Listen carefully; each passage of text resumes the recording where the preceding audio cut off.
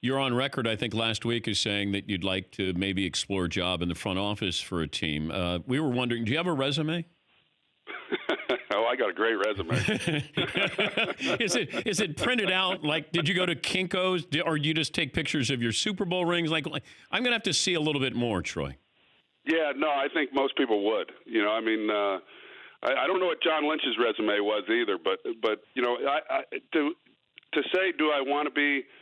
I guess you could say, and I'm reluctant to even have that discussion, and I have been over the years because there's probably not any former players that wouldn't say, oh yeah, I'd like to work in the front office sometime, and yet I went into this TV role, and it's been great for me as a single father for many years, and raising my girls, and it afforded me an opportunity to be able to do that, and I knew that at some point, now I've got a junior and a senior in high school, and so the opportunity potentially could be there. I'm 53 years old. I'm not naive. I laugh at your question about a resume. I take that very seriously because I also understand that I haven't been working in a front office for the last 20 plus years, and so there would be a learning curve, so to speak. Will the opportunity ever present itself?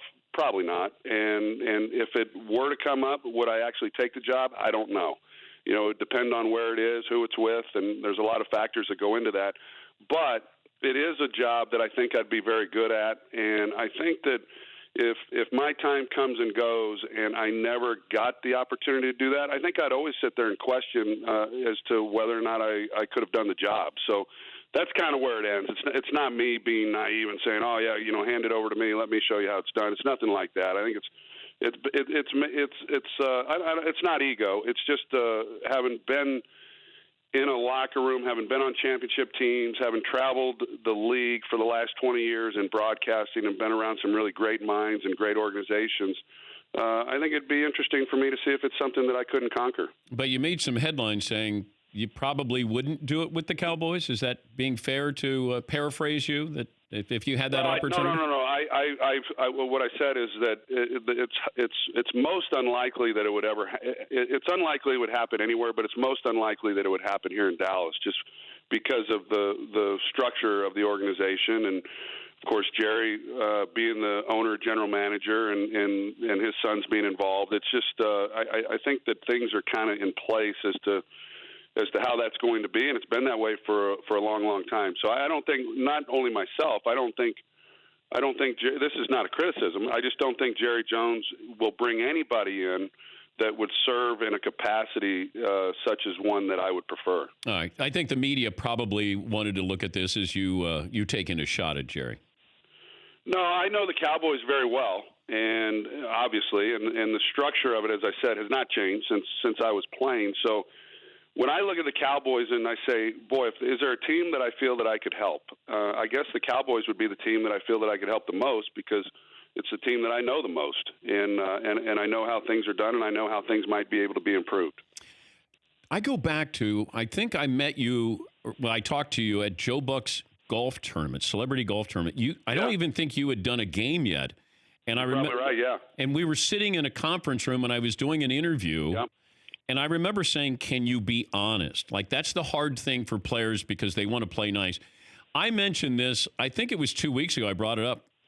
You've mastered it. Like, you got to the point where I don't think you've ever been better. It feels like maybe it's that point where as a quarterback, you kind of feel like, okay, I understand this. I got confidence here.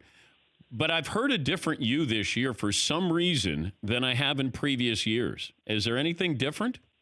I've heard that from a few other people, and I haven't felt that I've been more opinionated. I haven't felt that I've been more honest. Maybe situations have come up that have given me an opportunity to say some things that people then, maybe it resonated or struck people a little bit differently. I don't know. I do know this, and I do remember the interview, Dan. It was at Jay Buck's, and It was before I'd ever done a broadcast. And my first press conference, when they paired Joe Buck and Chris Collinsworth and I together, I was asked, hey, can you be critical? And I thought, wow, I mean, I don't know that that's my job to be critical. My job is to be honest.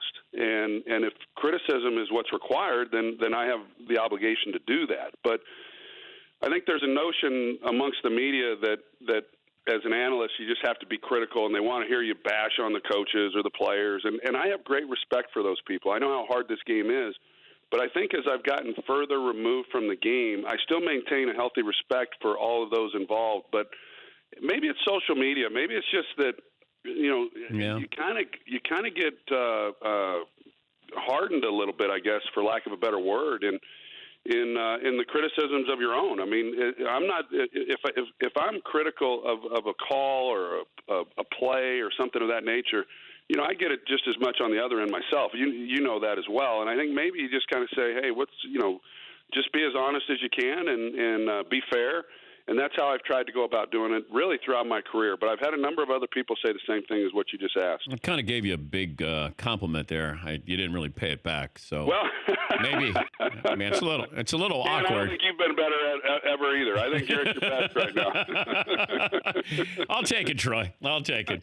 For more Dan Patrick Show, tune into Audience Channel 239 on DirecTV. Stream for free on BR Live or download the Dan Patrick Show app.